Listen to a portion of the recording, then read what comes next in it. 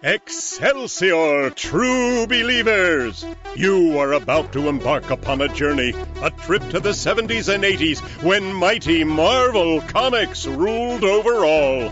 The Defenders, Doctor Strange, the Champions, Deathlock, the Submariner, the Incredible Hulk, Killraven, the Son of Satan, the Macabre Man-Thing, and all your other Bronze Age favorites every week appearing on Defenders Dialogue.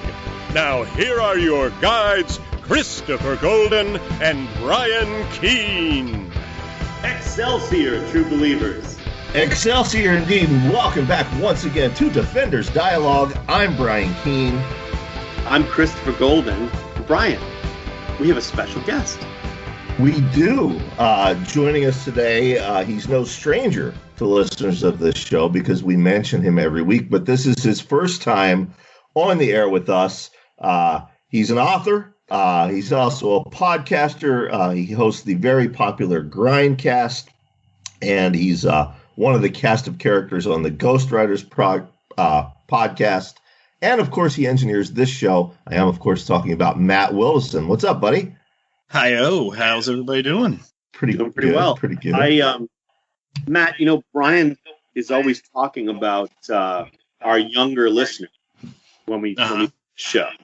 And I'm wondering about your experience reading Marvel Comics and whether or not you read any of these things before we started doing the show. No. Some of the stuff you guys have covered, I've discovered myself just through listening to the show. And now that Brian had shared with me the app that you guys use to read these books, I'm probably going to go back and start reading all the connective tissue to the stuff that you've covered. But because some of these are... Go ahead. I'm sorry. Go ahead.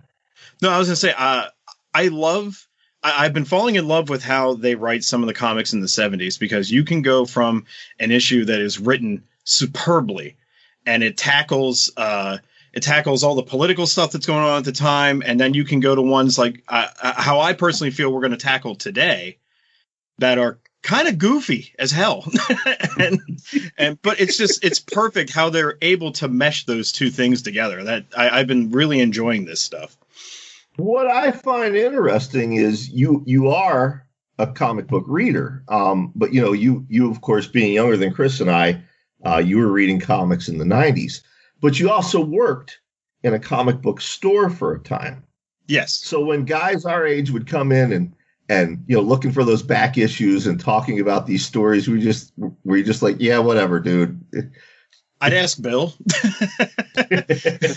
Bill was a saving grace, because I was like, hey, this guy's talking about some weird thing the Thing did. Can you help me? Brian, I take exception with your description of guys our age, though. I mean, I know we're not young, but we don't all look like Saul Berenstein on Homeland. You know what? Get your last look, because I'm shaving it off today. Oh, damn it. I know you usually say that when I start saying you look like Mandy Patinkin, that's when you shave. No, I actually, subscribers, and for listeners, we promise we'll get to the comic books eventually. Subscribers of my newsletter will know last Sunday that I was debating whether to shave it all off or whether to keep it, and I've decided it's summer, and I'm tired of tasting what I had for lunch 3 days ago, and I'm just going to get rid of the whole thing. Go back down to this thing called the shower that generally takes care of that too. I was going to say, don't you wash? It's a pandemic. I mean, he does. He does. Water's clean. Woods, Matt. He did right before we started recording. He did stand up from his desk irately and say, "Who the fuck is in my yard?" Yeah, because he's so unused to anyone approaching his domicile. He's like, if we were reading Man-Thing, he'd be like a little old man sitting on the porch of his swamp hut, with his shotgun. I think it's pretty so much funny. Already am. It's so funny to me, all the times that I was there for the horror show, the "who the fuck is this" thing, it was always a delivery man. Every single time. And he's just like ready to blow this person away. There have been, and some of our peers will understand this. There have been 4 times in my career when it was not a delivery man or some innocent person. There have been 4 times, 3 times an overzealous fan, and 1 time somebody wishing to do harm. And if I had not stood up every time and said, "Who the fuck is in my yard?"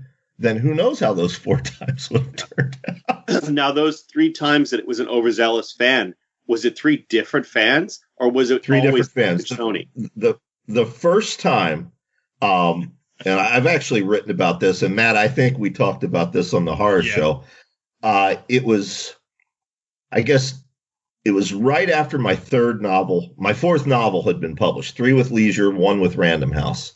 And the girl at the local gas station had not learned not to tell people where I live. And as Matt will vouch, here in central Pennsylvania, there's nothing. So, I was a curiosity to people. People who never read in their lives were curious about me because, I was doing something.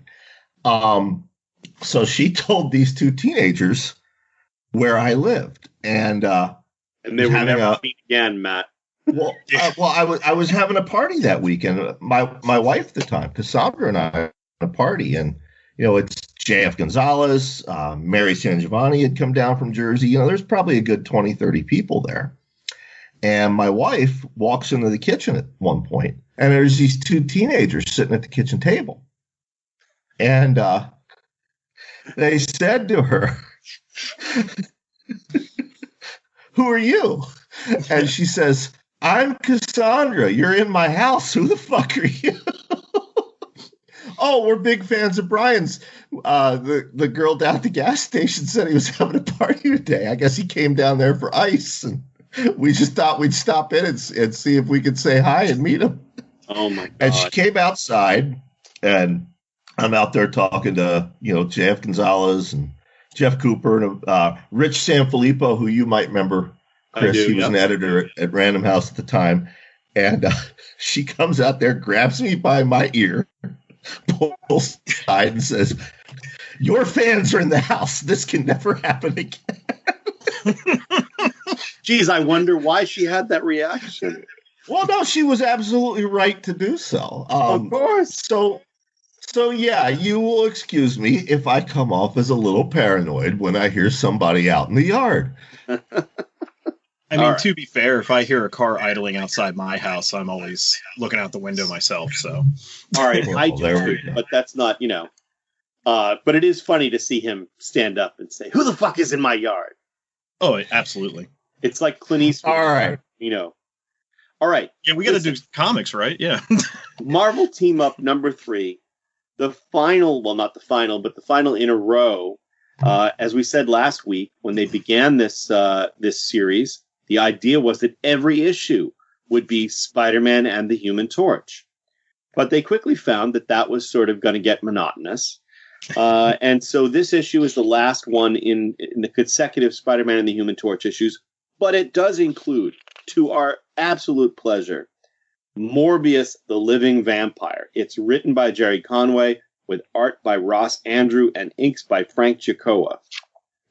Brian, Morbius. And just a little note, this was the very first issue of Marvel Team Up I ever read. So this was my first introduction to Morbius. It was my first introduction to the book. I distinctly remember it. I did not get it off the newsstand. I got it at a flea market for, I think, a dime. And yeah, I had a big old sweep of nostalgia rereading this as an adult. Yeah, it's good stuff. I mean, and again, interestingly, although Matt's already made fun of it, I think, but it's interesting to me that that we do start with this argument between 2 brothers. When they're sort of arguing about how to live in, I guess we would say, how to live in the world controlled by white people when you're not white. Yep. Yep, and then, the one and then is we introduced the ultimate white man, Morbius the Living Vampire. Go ahead, sorry. Yeah, I was going to say, I wonder if, and maybe we should ask Jerry Conway. I wonder if it was intentional here. But, for readers who are not familiar with Morbius, or maybe you're only familiar with him from the movies, he's not just white. He's like ashen. He's pale white. He's always colored that way. And I have to wonder, given the context of the conversation between these two brothers, you're going to shine Mr. White Man's shoes all your life, etc.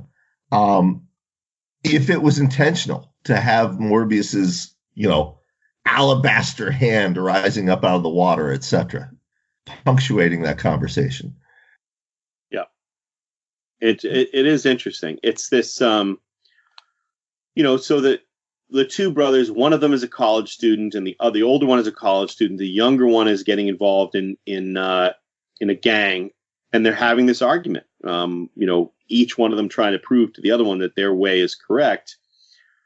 And when the older brother starts walking away, the younger brother is left behind, and he sees Morbius floating in the river, and fishes him out. Yep. Yeah, and we should clarify because it'll be important later. The younger brother's name is Jefferson, and the older brother's name is Jake, and they're going to be essential to the story.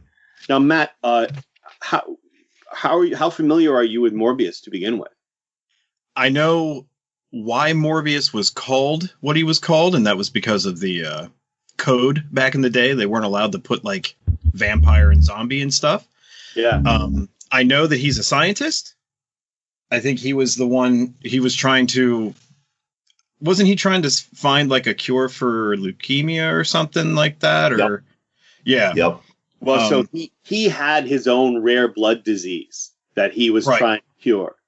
And so he experimented on himself and then became a living vampire. But spoilers for you who are going to be hearing this for the first time and are familiar with, Morbius is a living vampire because he did not die and come back. He's a living person who's been mutated by this formula. But for all intents and purposes, he mimics many of the behaviors of vampires, including drinking blood. He can't transform his body or any of that stuff. But this issue, written by Jerry Conway, completely flouts all the established rules of who Morbius is. Yeah. And then afterwards, it's totally ignored. Because in this issue, Morbius bites Jefferson, and by doing, makes him a vampire, which is not possible. This issue, I don't understand, what happened here. The editor of this issue was, let's see, it doesn't even say. That explains it all, doesn't it? Yeah, it does not say. Yeah. Now, that was one thing I was going to ask you guys, because when I was reading through this and I got to those first couple panels, and because they don't, when you get to the panel where Morbius is talking to somebody and he's the other person he's talking to is kind of in the background, you can't see who it is, and they don't address him. And I'm like, no. Wait, I didn't think he turned people. So that's what I was going to ask you guys about that. I was like, this is so strange. This is one of the, if you made a list of the top 10 Bronze Age fuck-ups in Marvel Comics, this is one of them. Another one is the issue where Hercules personally wraps a chain around himself and tows the island of Manhattan as if it's as if it's a raft. And somehow that didn't get caught. The editor was not how islands work. Yeah, the editor is really unaware. They gotta be careful. They keep building on there. It's going to sink. There's no way Jerry Conway didn't know that. He just had a brain fart the day that he wrote this script.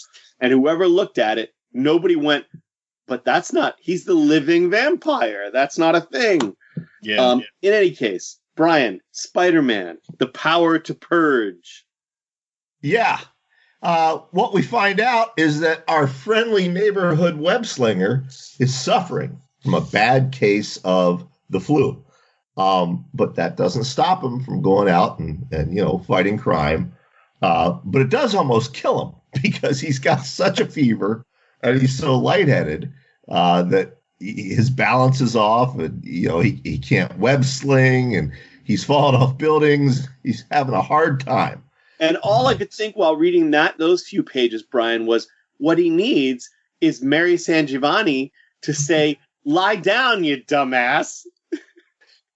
Because that doesn't always like work. Spider-Man here is behaving like a certain Brian Keene,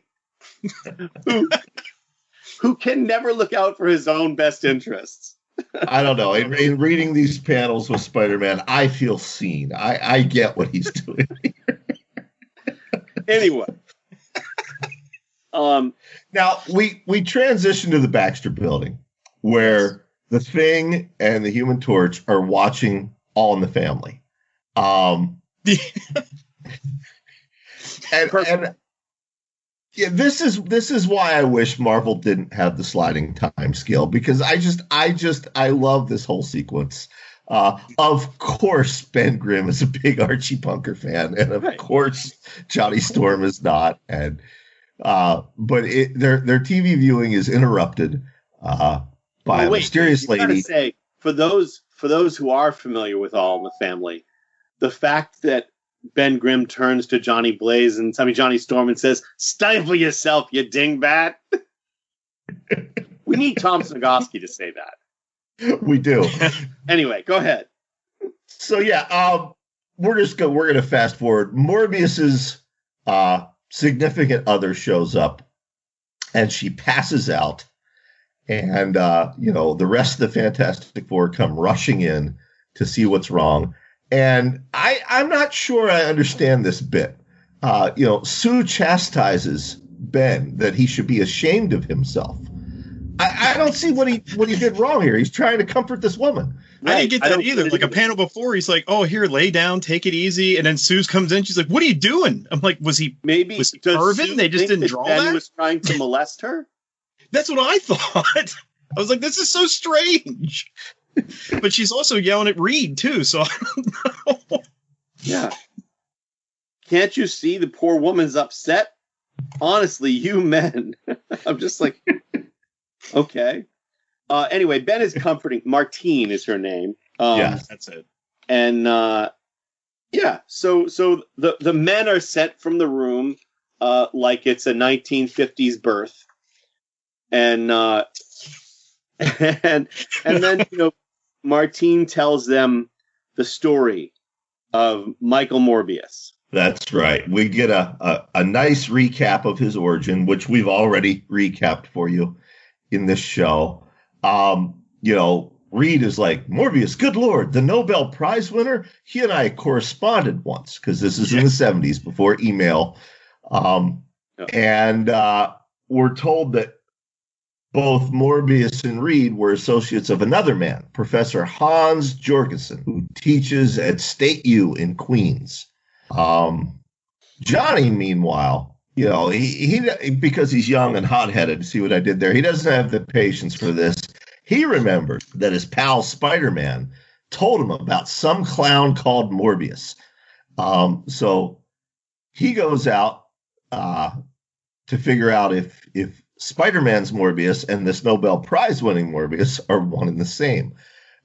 We were talking about nostalgia. I remember reading this panel as a kid, and it shows the scene from Spider-Man 101 when six-armed Spider-Man is fighting Morbius. Yep. Oh, yeah. And I remember seeing that panel, and of course, this is in the days before you could easily track down back issues.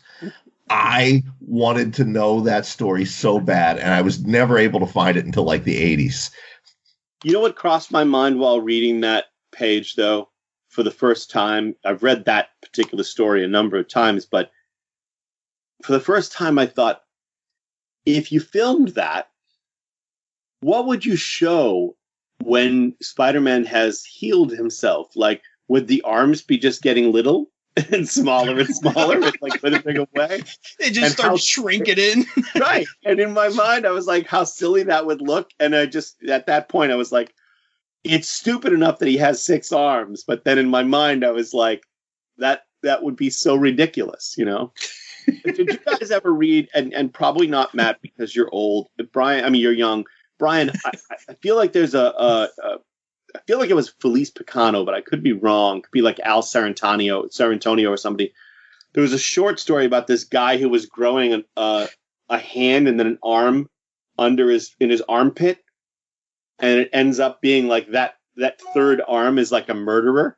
Yes. I want to say it's Al Sarantonio or maybe Ronald Kelly. I think there's more than one short story with this was pre-Ronald Kelly. Okay. But yeah, I know exactly what you're talking about. I can't think of it. If somebody else shows up in my yard and I have to get up again, I'll go in my library and find it real quick. All right. Well, in any case, Matt, it's your turn. You take it. You talk about Jefferson being a vampire. Okay, so we had the Human Torch flying off because he's going to go see this professor, and he flies over this derelict-looking warehouse. And Morbius is at a window, seemingly just kind of like talking to himself.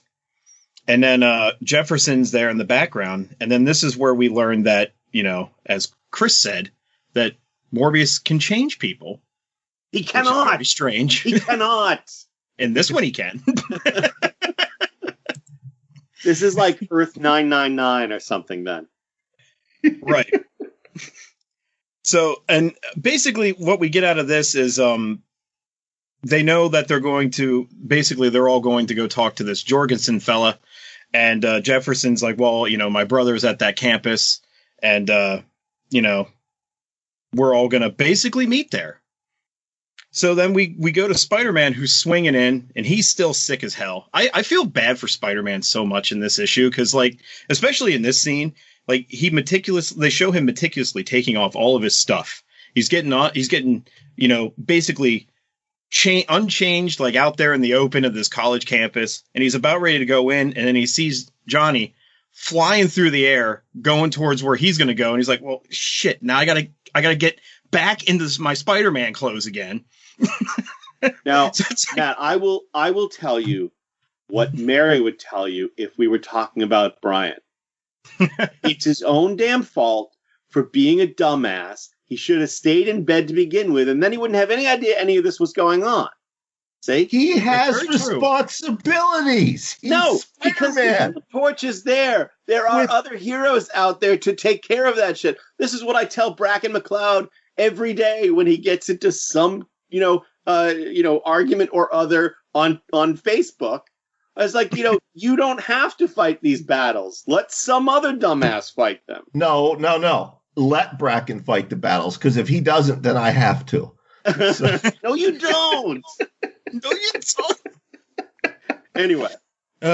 So Parker says, I got to get dressed now because Johnny Storm's flying in there. And then we cut in and Jorgensen's he's doing a little class talking about leukemia and how blood cells break down. And this other professor he knew that was working on a way to solve all this issue. And he created a special enzyme. And before he can finish his talking, Johnny just bursts in through, I guess, this college has all these open windows. windows open enough for the Human Torch on fire to fly through and fly above the heads of the students in the classroom. Yeah. And what I love in this next panel is he's coming in, Johnny's flying in and he's acting like he's got all these really cool quips. But the professor is he's exchanging them in that old head style way of being well, young man, I find this highly irregular, and then we have one speech bubble from a person in the class. You tell him, professor, sick burn. I just love this whole exchange. What college student would be on the side of the professor rather than Johnny Storm, the Human Torch? Yeah. They'd be like, Johnny Storm is in our classroom on fire. Yeah. I love how they wrote Johnny in this issue, especially because even previously when you have, the things watching TV and Johnny's I don't like that. So he just flies away and then it's 2 panels and then he comes back. So it's they don't really even use him that well in this whole thing. And I kind of feel like they did that a lot with him in some Fantastic Four issues, but he's a good character. I just don't know, especially in these team ups. It seems like they just don't know what to really do with him. Right. Because like in the previous one, he's like, you need a friend. It's like, oh, I know. I'll go talk to Spider-Man. He loves me. He's basically like those two teenagers who found themselves in Brian's kitchen. Yeah. Anyway, so the professor makes them all a cup of tea, and they're having tea, and they're talking about Morbius, and transition to Morbius. He's now on campus, and for some reason, there in the college park, there's a drunken homeless man who Morbius feeds on. And, the guy screams. And, of course, it's because of all the open windows, like Matt said, Spidey and the Human Torch and the Professor can hear it. So they go springing into action. Yep. Yeah. And I love this, is that Spidey is wailing on Morbius. And the Human Torch grabs him and says, "Are you out of your mind? That's enough." And he pulls him off Morbius. And Spider-Man says, "He killed that guy like a filthy vampire." Yeah. Well, yes. It's not your first time with him, Spider-Man. He is the living vampire. This is not, this is what he does. It's like saying the Hulk, he punched that guy. I was so confused by that myself. I was like, Spidey does clarify a little later. Yeah, Johnny sets off like a sun flare. And Spidey thinks to himself, I almost tried to kill Morbius back there. It's this fever. It's too much to handle. Oh, so he's feverish, so he forgot Morbius is a vampire. That's what you're saying? That's what he's saying. I see. He forgot not to try and kill people. We should point out, while they're fighting, Jacob, Jefferson's older brother, he is in the crowd watching this. And as Spidey tackles Morbius, Jacob comes rushing in and he says, "Hey, wait, you're hurting him. You're going to kill that guy, Spider-Man." And he goes to pull him off. And, then Jefferson shows up and he's like, "You guys heard my brother. Those costume freaks were trying to kill that dude." And then the crowd turns on the Human Torch and Spider-Man. Yes. So it's Jefferson's gang of buddies who are, once again, we'll say, the 1970s conveniently multiracial street gang. Yes. That come in, and then Morbius bites Jacob. Jefferson sees that, and he turns on Morbius. Morbius, knocks him aside. Excuse me. And at this point, Jefferson's head hits a rock, and it kills him.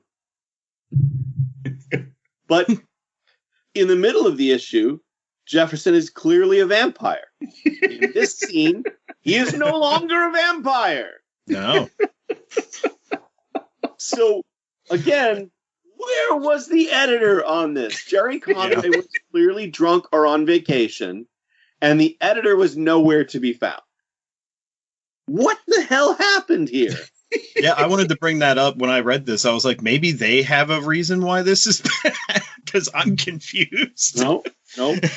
All I'll say is it does say to be continued.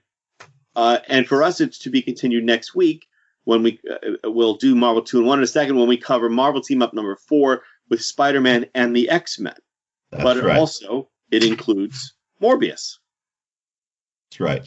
So we then go to Marvel 2-in-1 issue 3, The Thing and Daredevil. I love this. Let me count the ways. First of all, Steve Gerber writing, Sal Buscema as the artist. Longtime listeners know they're my two Bronze Age favorites.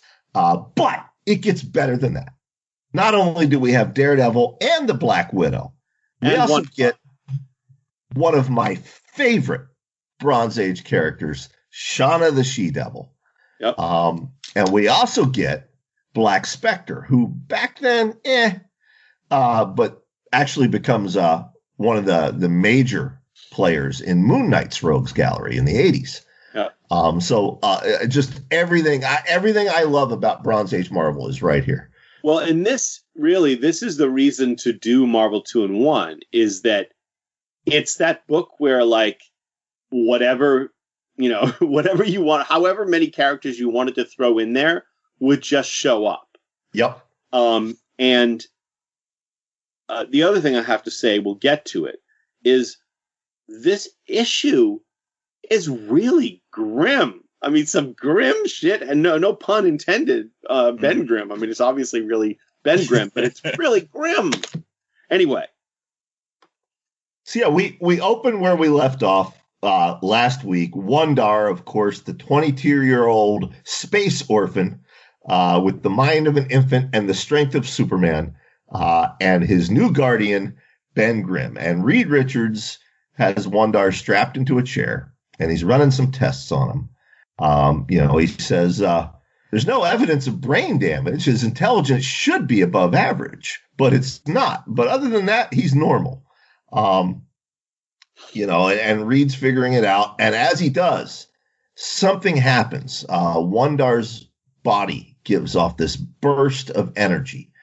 And Reed figures out that there's a limit to how much energy his body can store. And if it builds up in him beyond that limit, he'll go off like a bomb, which is what happens. It blows out the side of the Baxter building, and a piece of rubble strikes who, Chris or Matt? Daredevil. Matt. There you go. Strikes Daredevil. And he goes plummeting because he was swinging in the sky when he gets hit by this rubble, and he's fallen, and some construction workers, they catch him. They're eagle-eyed enough. They catch Daredevil falling from the sky, and they say, quick, move that crane over. It helps Daredevil to at least slow himself enough that he can bounce off a flagpole and then also off an awning, and then he thuds to his ass on the ground. To them which a police officer asks him to kindly please move it along. I've got traffic here. I don't have time for your crap. Which I was like, wow, he just fell 100 stories or something. And this cop's just like, can you please? I mean, I got enough. Please. And and then Daredevil asks him, do you know where that explosion came from? And he's like, yeah, probably crazy old Reed Richards up there in his tower conducting his experiments. So I also love I love how in these issues, even with the previous one that we covered, we're seeing more of the regular citizens' way of life, of how they just have to put up with the stuff that's going on with these characters in this universe.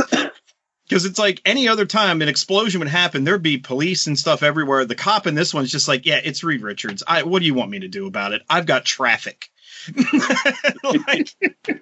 Yeah, it's like debris just fell from the sky, smashed into the street. Nobody was killed. Move along, citizens. Yep. Gerber was such a master at that. I always think back to when we covered the Defenders originally on this show, and you get the ongoing subplot where this family moves out of New York City because of all the superheroes. They move to the suburbs, and the Defenders trash their house not once, not twice, but 3 times. Yeah, that was such a fun subplot that just ran in the background of that book. And I think if you weren't reading them quickly, if you were reading them monthly, right, you might not even realize it was the same family over and over again, Right.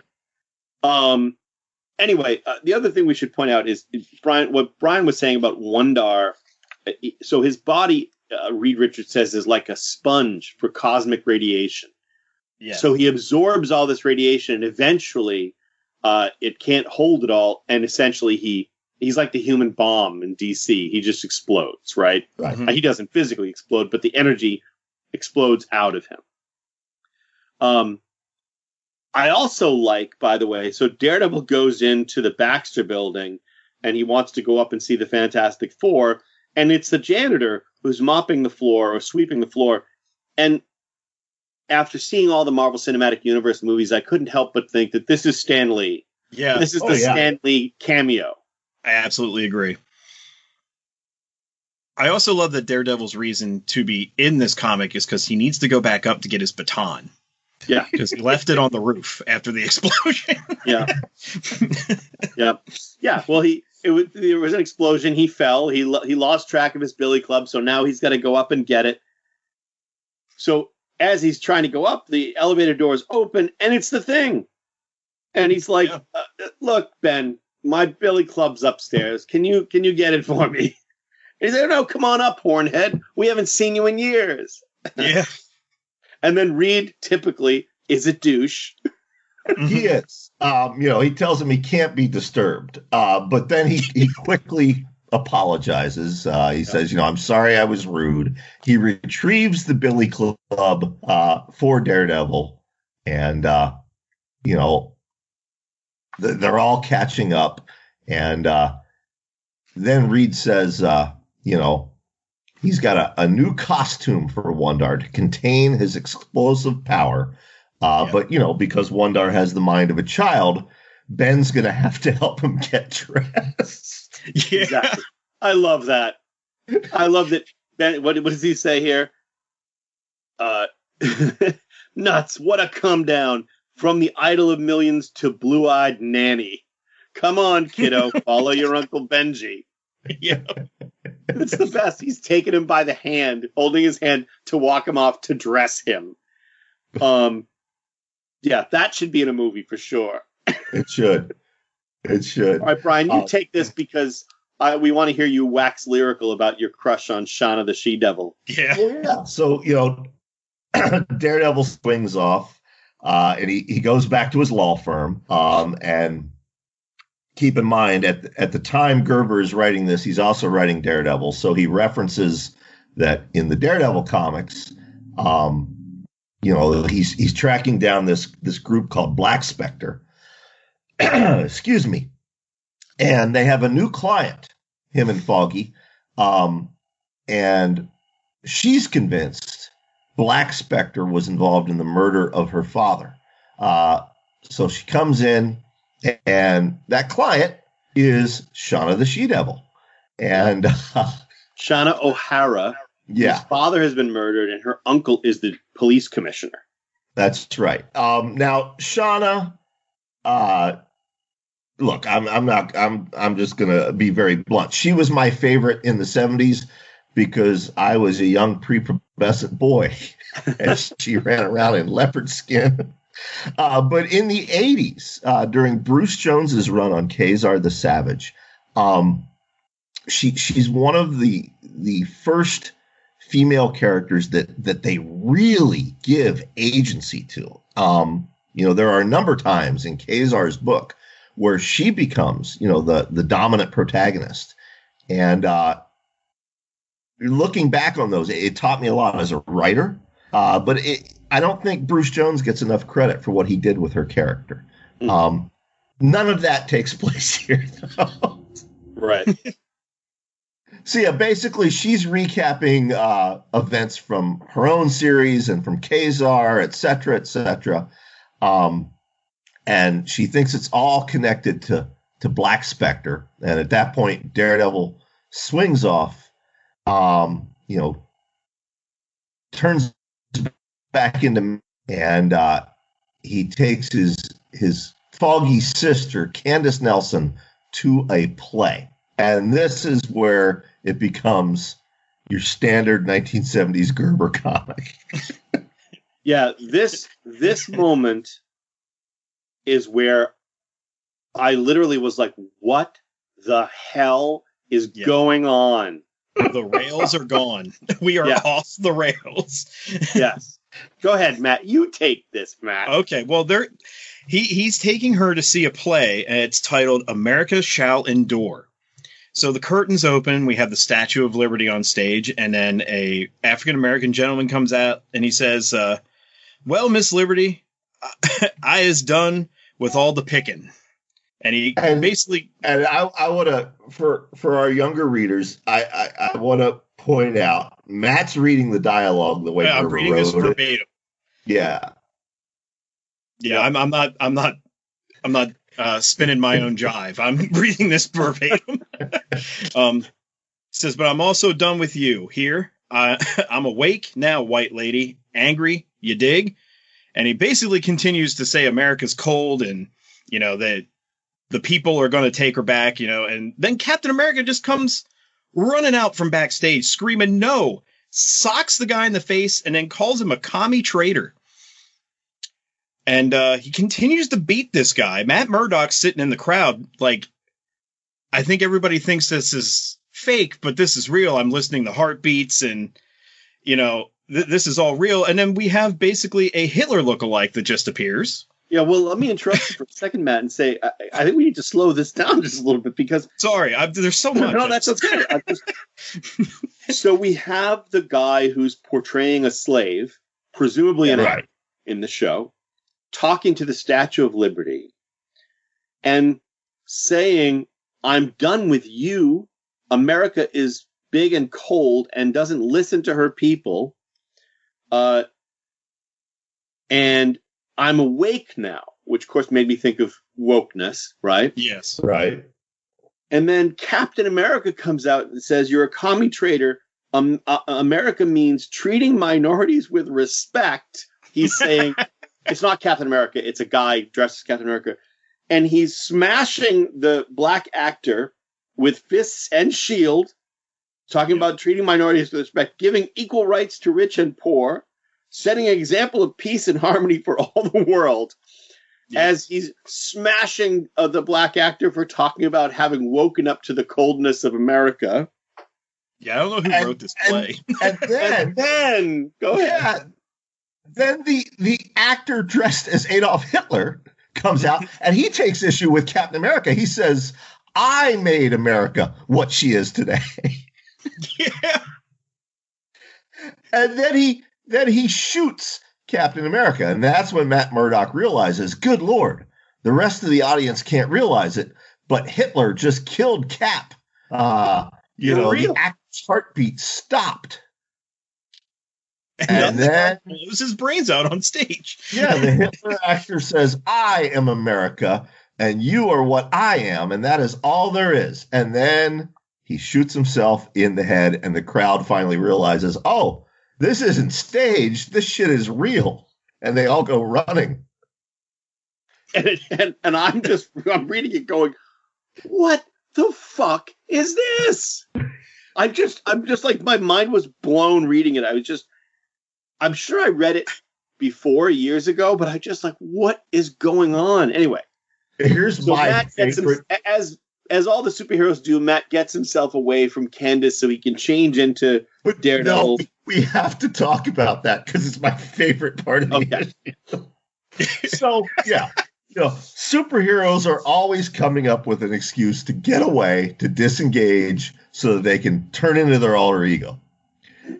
There's no phone booth like Superman. There's no alley like Spider-Man. So Matt's, date, she's like, Matt, please keep hold of me as the crowd is rampaging. Yeah. And Matt Murdock shoves her away, pretends he can't find her. And then he thinks, good, I've lost her. I can duck behind these drapes. So he throws her to the mercy of the crowd so he can become Daredevil. Yeah, that was it worked. It was perfect. It worked. Yeah. I also was like, the proverbial throw her under the bus. Yeah. Sorry, I just swallowed wrong, and I'm like, I'm trying to clear my throat. It's all right. So anyway, go ahead. Matt figures out that the actors must have been hypnotized. And then he sees the culprit, somebody in a Black Spectre uniform, fleeing the theater. And he tracks the guy down. He gets the best of him. But then he's struck from behind by who, gentlemen? Black Widow. Natasha Romanoff, Black Widow. Excuse me. But unfortunately, he's distracted, of course, and he's disoriented by the blow. And the Black Widow escapes, and Daredevil realizes that the only way to pursue that vehicle is with the Fantastic Car. So he returns to the Baxter Building.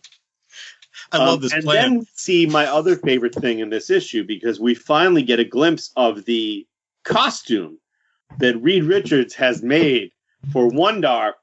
Oh, and my friends, all I can think is that Reed Richards has a real sort of BDSM disco kind of fetish thing going on, because this costume for Wondar, like, Wondar's old costume had a whole shirt.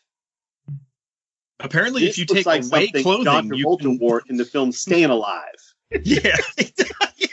Why is that? Do either of you have a reason why, other than Reed Richards' secret fetishes? Well, I mean, that was the fashion of the time. It was not. It was not. No. We lived through this time, Brian. Did you ever see somebody walking around with that shirt? And also, how does that work? It's got to be glued to his chest the way actresses at award shows tape things to their breasts so they can wear, no undergarments. What is going on here? You got to show this on YouTube. Look, if you want to fix the art, go ahead. But Sal Buscema can do no wrong, in my opinion, and this costume works. It's ridiculous. I mean, it's never mind the bangs too. That's the thing we've neglected to point out, that our friend Wondar has bangs. He looks like the lost member of the Brady Bunch in this. But in their musical episode where they perform on stage as like the musical family. Yeah. I was miffed by this whole costume change, because I thought the whole idea of the costume was to help him control his powers more. Apparently, it was just to expose more of his body. I don't really get it. I mean, not that. Listen, we have to say. I mean, obviously, the female characters, the same would have happened to them from the outset. So it's not. I have nothing wrong with the exposure of Wondar's flesh. It's the absurdity of Reed Richards creating this thing. Yeah. I vastly prefer this to the next costume that he gets in future issues, which we're a long ways away from. But it was big spoiler alert. Eventually, Wondar gets basically the powers of Jesus Christ. He's like a cosmic savior, and he changes his name to Aquarian. And then they dress him up like Jesus. So I'll take the disco outfit over that. I kind of prefer that.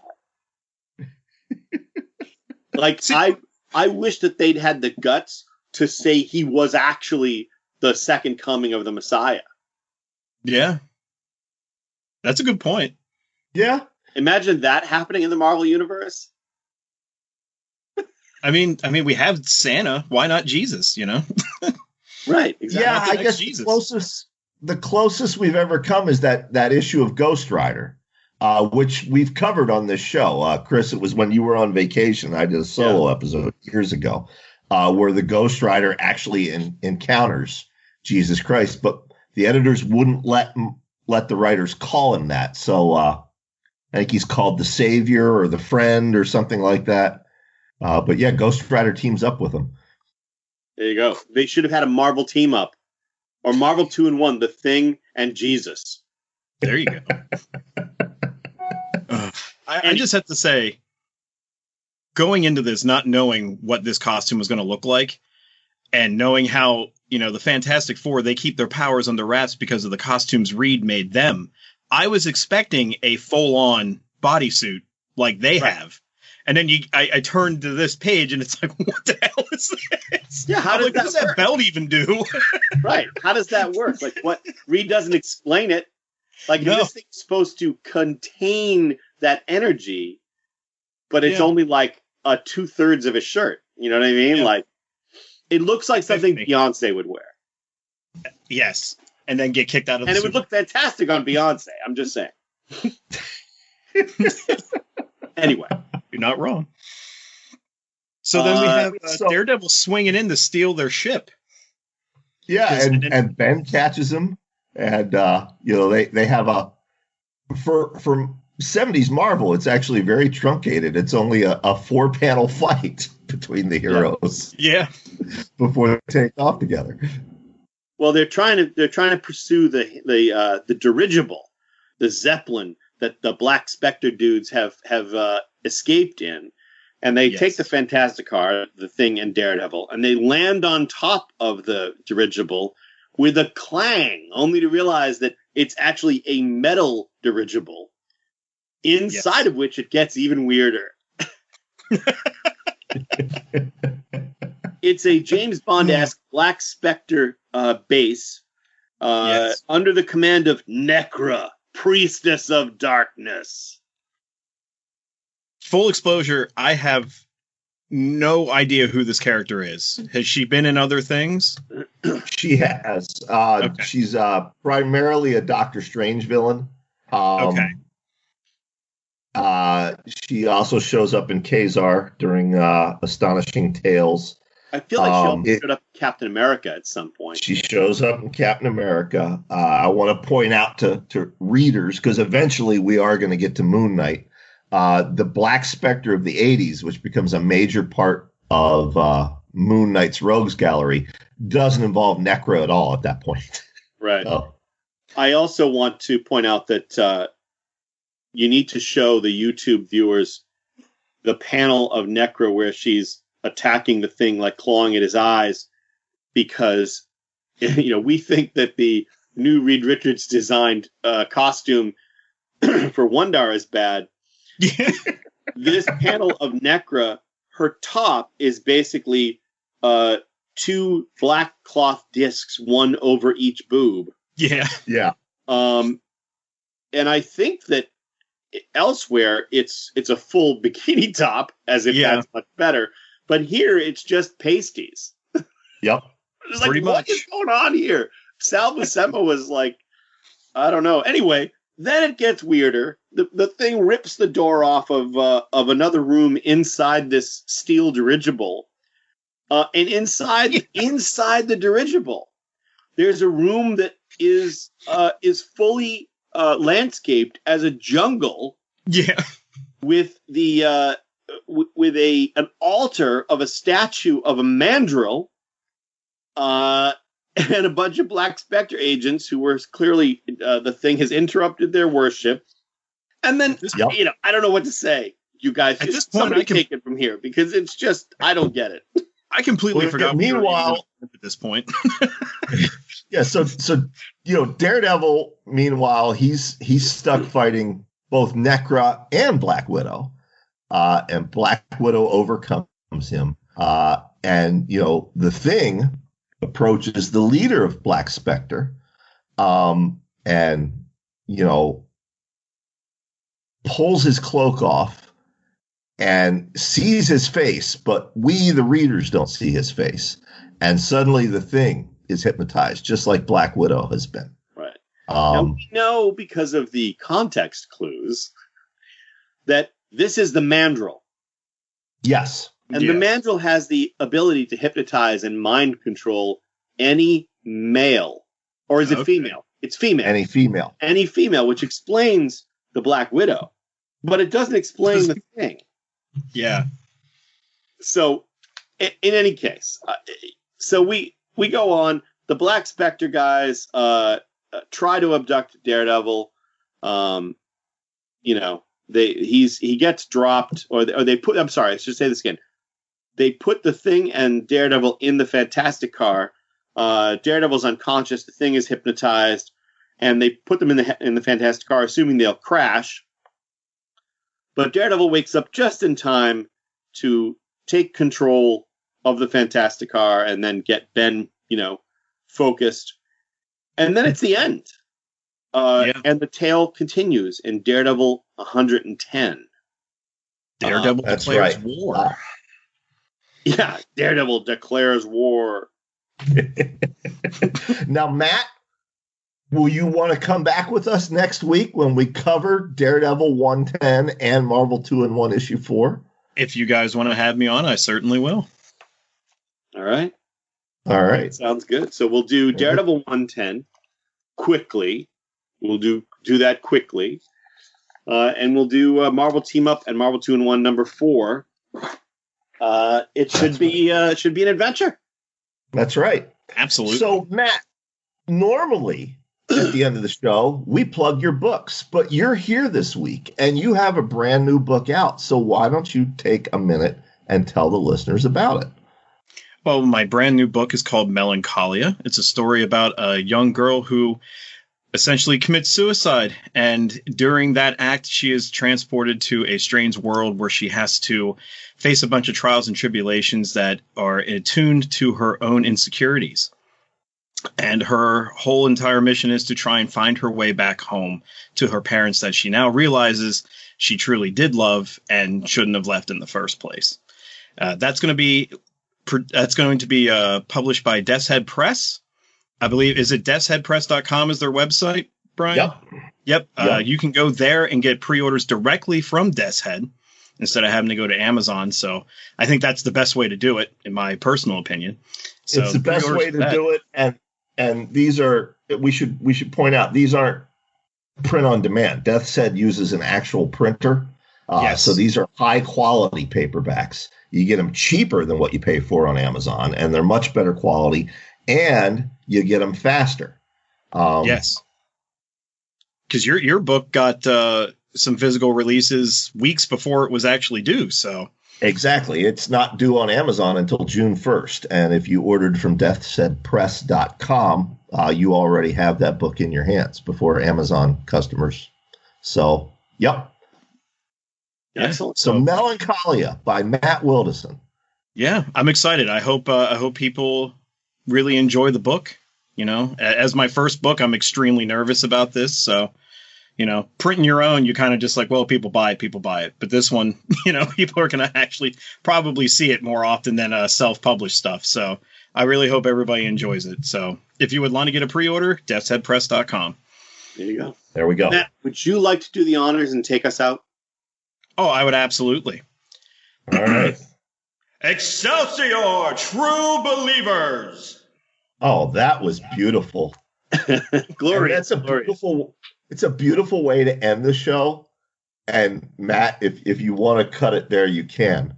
But if not, now, Chris, I know you listened to the horror show sporadically, but yes, as you heard there with Matt's Excelsior, Matt is a master of impressions and different voices. There's one impression he does that's so uncanny. You can't believe it's not the real person. Matt, can you give us Alex Jones signing us off? And Chris, I want you to close your eyes. You'll think the real Alex Jones is here. You'll want to leap through the computer and punch him.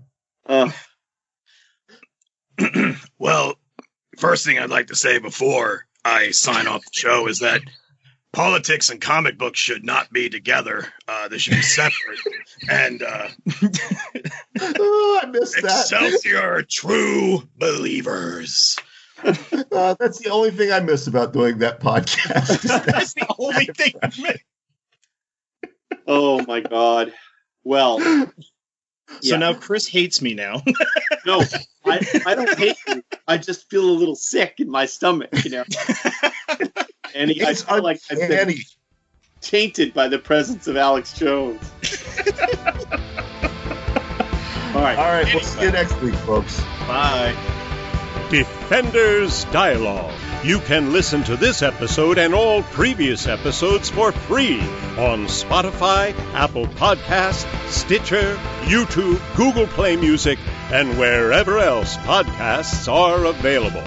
Defenders Dialogue is written and produced by Brian Keene and Christopher Golden. Our theme music is by Xander Harris. Our engineer is Matt Wildasin. Check out his books on Amazon.com.